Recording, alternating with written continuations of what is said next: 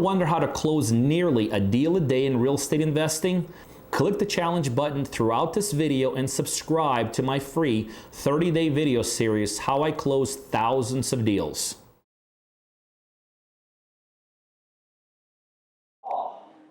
When you get to my level, you have somebody else pick up the call. That's why you use number, because it's a distinct number that you stick on a postcard, so you know when that number rings, I don't care who you're talking to, you're switching over, right? And you're talking to them.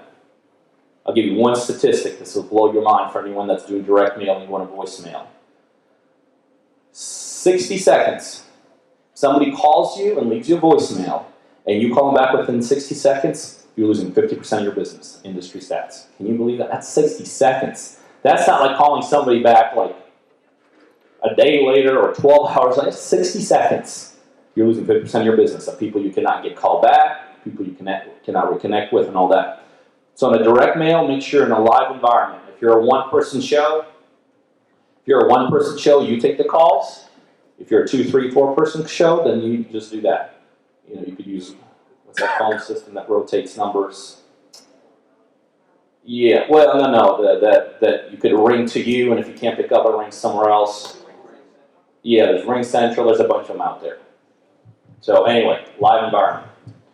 So that's how you do direct mail. We're all going after the same people here, right?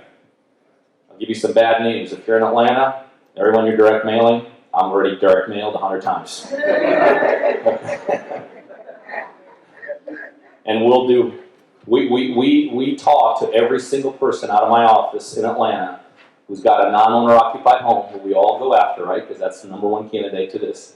On an average year, my office talks to them 10 times. But think about that. No big deal.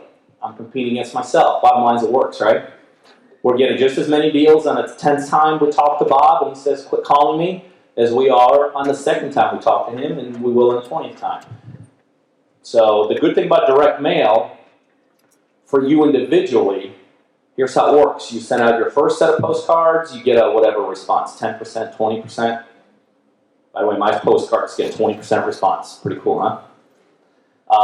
But then, guess what? The second time we send the same postcard, it goes down, goes down, goes down, goes down, but then it always evens out, okay? So that's how it works for you as an individual.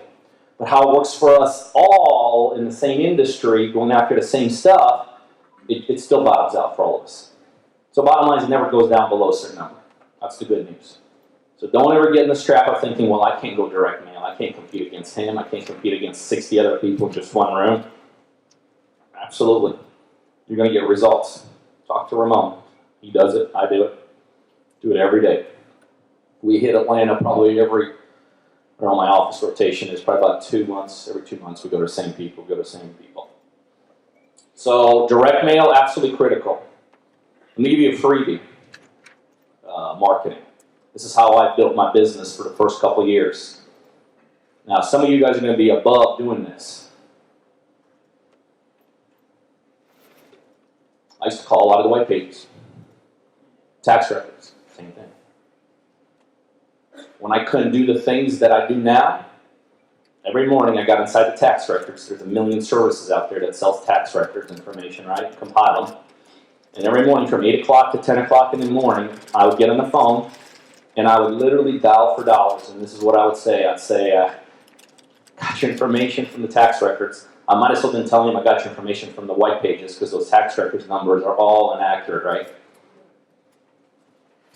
So I told him, hey, here's how I got your information. I understand you own the property. Would you be open to selling it? I did that religiously every day for days, weeks, months, a couple years at least.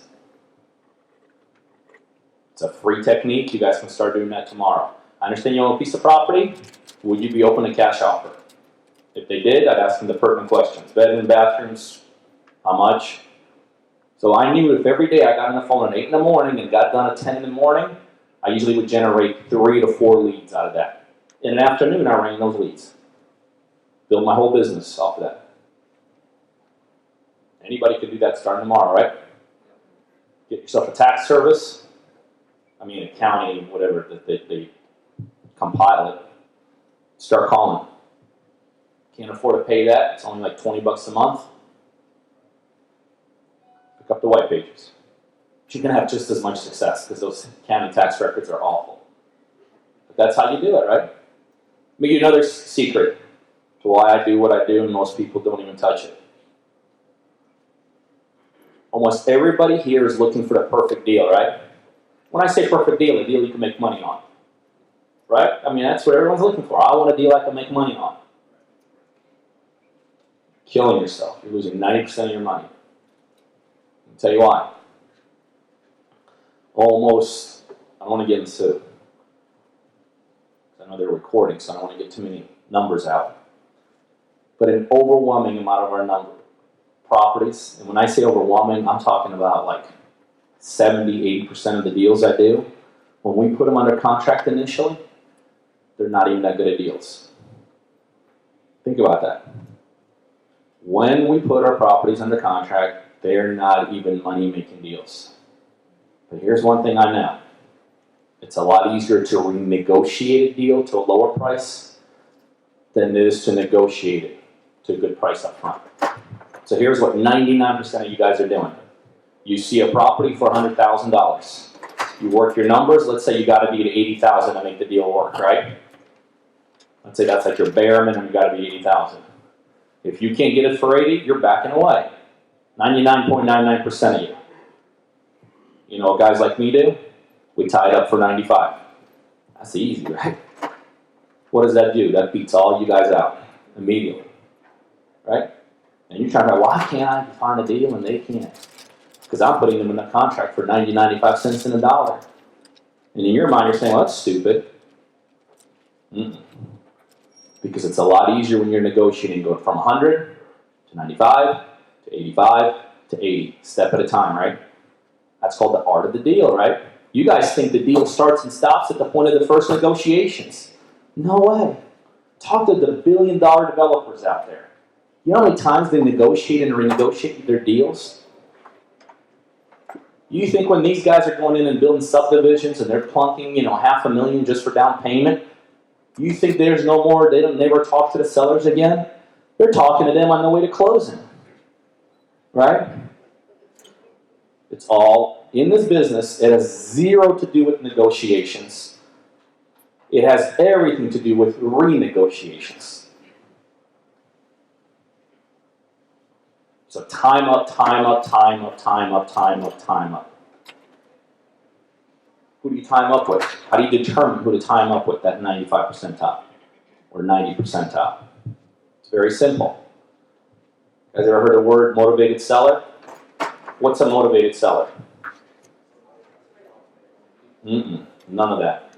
Motivated seller, you knew you were going to give me the wrong answer. Motivated seller is someone that's willing to negotiate. That's a motivated seller. Right? People are always out there looking for divorces. They're looking for deaths. They're looking for foreclosures. And you guys are all battling for the same thing. I learned a long time ago, motivated seller is somebody that's willing to do a price drop. Right? That's a motivated seller. I also know that we probably can't get the perfect deal right up front. So what are we looking for? We're looking for two things. A motivated seller, someone that's willing to negotiate, somebody willing to do a price drop. That's it. We get those people, you're in business. And then you start renegotiating. Then you start building a case. We're always building a case. So when we're working on a 10-package deal or we're working on a one little house deal, what are we doing? We're building a case. Well, we have to be able to go back and say to the seller, this is why these numbers don't work. And if we can't buy the deal, nobody's going to buy the deal. Got to learn to build a case.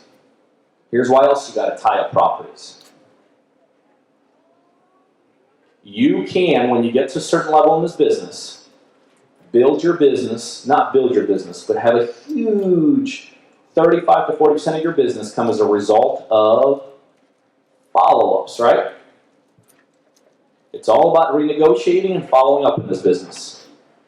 Here's what an average investor does in this business. You're out there putting offers out, you're getting nothing, you're getting discouraged, you're quitting. What do we do? We time up, time up, time up, time up, time up, time up, time up, renegotiate, renegotiate, renegotiate. Can't renegotiate everything. As a matter of fact, in the end, you renegotiate a fairly small percentage. But what you do along the way is you build an incredible follow-up database, right? What's the number one motivator in this business in terms of a price drop? You guys know? What is the number one reason people drop prices? Nothing to do with that, of course. Time. Time is the number one reason people drop prices. Time builds your case for you, right? So when you try to renegotiate from that 90 to 80, and he said no, time is going to build your case. Because then he may go through divorce. Then he may have to move. Then he may have a situation. You see what I mean? Time builds our case. So why is it all about tying properties up front? Those are all the people now that are aware of this. And the offers there. When he shows up one morning at work and they fire him and he says, man, I got to get out of here. I can't afford my home anymore. Got an option, right? He now knows there's an option out there. You see?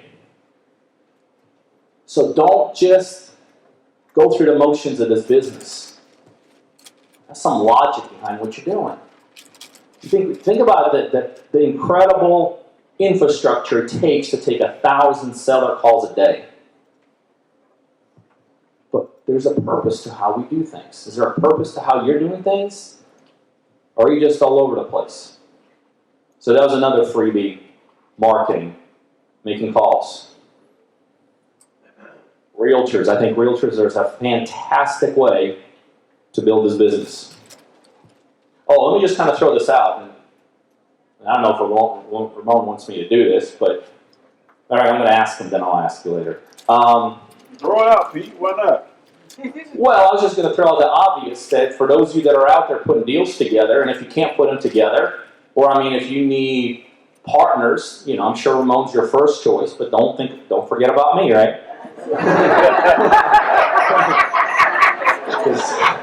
Don't forget about me. I'm always looking for more. And the good thing is I close. All right, let me give you, Realtors. Realtors, another fantastic realtor acquisition strategy. Free, costs you no money, right? Costs you time. We all know the problem with realtors, right? 99% of them, total waste of time. And I know if you're a realtor in here, you agree with me. Okay?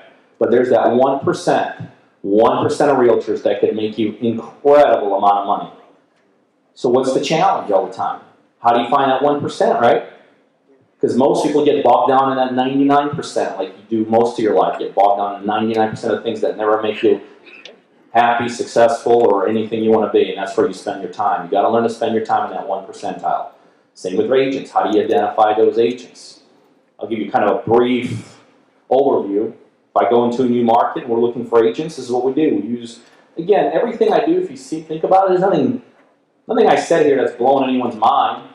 The execution level is incredible. The numbers are beyond comprehension. But all this stuff you should know.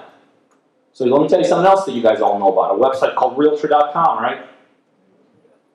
You go to Realtor.com, you go to the upper part of that website, you click the link that says Find an Agent. In the search bar, you're typing in the city you're doing this. So most of you guys are here from Atlanta, unless you flew in from California to see me. But if you're going to a different market, you do it in a different market. So let's say wanting to do this in Charlotte. So then in the search bar, you put the word Charlotte, and then what Realtor.com will do is it'll extract all the agents registered with it in the Charlotte market, right? And you see all the profiles show up. Only click on the profiles that have pictures. Okay? Not for why you think I said that. But those tend to be the active agents. The ones that don't have pictures don't tend to be active agents. So that's like your first screening mechanism, right? Then you're going to a different part of the website. On that part of the website, you either got a link that says Contact Me button, Contact Me Now, or you got a link directly to their personal website, and it'll have a Contact Me button, or you won't have either, and then you skip those profiles. And all Contact Me buttons do is it's a way to send them an email. And on your first screening of a realtor, you're going to send them an email. You're going to tell them who you are and what you're looking for. I'm a real estate investor. I pay cash. Close quickly.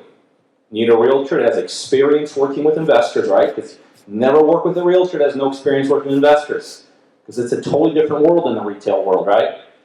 We're looking for ones that have experience working with investors, that work in and out of MLS world, that are willing to negotiate on our behalf, right? Because we don't want to negotiate. We want a realtor that's going to negotiate on our behalf and just bring signed, sealed, and delivered deals to us, right? And of course, what else we want? We want a realtor that's going to submit multiple offers. If you're ever working with a realtor that says, let's do it one at a time, just shut them down. So that's what you want. Experience, on and off MLS, willing to negotiate, willing to submit multiple offers. Put together a nice little email and just start submitting it over and over and over and over and over again. They read it. Ones that feel like they can help you, and then email you back. Hey, that's me. That's your first step in finding a realtor. And then you start talking to them. You screen them out. So you get yourself about 20 agents like that respond back, and then you go interview them. Right? And you tell them what you're looking for. By the way, you better know what you're looking for. Some of you are here, you don't even know what you're looking for. Figure that out.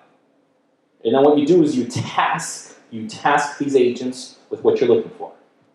Just like you task your employees. Just like you task people that are important in your life. Because people will tell you what you want to hear all day long, right? But when you task someone and they do it, you know you're working with the right person. When you task someone and don't do it, you get them out of your life, right? That's how you work with realtors. You go talk to 20 or 30 of them that went through this qualifying process I just told you about.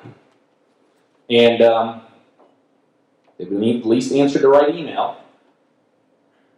Then you give them a set of instructions. As soon as you get an auto blast from an agent with 20 random listings out of MLS, you cut them off immediately because they didn't understand what you're talking about. But your agent should be negotiating on your behalf, right? If you have an agent submitting properties to you for $30,000 and they're submitting it to like, wow, look at a great deal, you cut that agent immediately. Agent needs to be negotiating deals on your behalf. There's not an agent in the United States that works with me that would ever bring me dollar on a dollar deal. Because we would laugh at them. So empower your people too. We give our agents the right to negotiate. And we tell them, here's our parameters. We want it at this price, these numbers, boom, boom, boom, this ROI, boom, boom. You sign one document, gives them the ability to sign for you, right? You put the right amount of due diligence space in there, and go let them negotiate on your behalf. So then when you're getting your deals from your agents, right, they're not deals that you have to screen ahead of time or figure out if they're good deals or figure out if you make offers on. Who cares about any of that? Those are irrelevant things. You're looking for the right number. So give your agents the power to negotiate on your behalf. Hey, you guys know what we do here. We do a ton of deals, and I have a one-on-one coaching program where I coach people just like you to help become very, very successful real estate investors. So if you're a buyer or you know other buyers literally all over the world that are looking for deals in a Georgia market, specifically concentrated towards Atlanta, you need to be on our buyers list. By now, you'll see my email scrolling across the screen. Send me an email. Just say, add me to the buyers list. And on a daily basis, you're going to get some terrific, both ROI and equity-driven deals emailed right directly to you. The other thing, if you're looking to become a successful investor, whether you're brand new, just getting started, or whether you're doing it already and you're looking to be a bigger, more sophisticated, more savvy investor, I know I could help you do that. Again, you could either send me an email to learn more about my one-on-one coaching program, or better yet, right below this video, coachingbypeter.com. You can go straight there and learn more about how I could help you become very successful in this industry.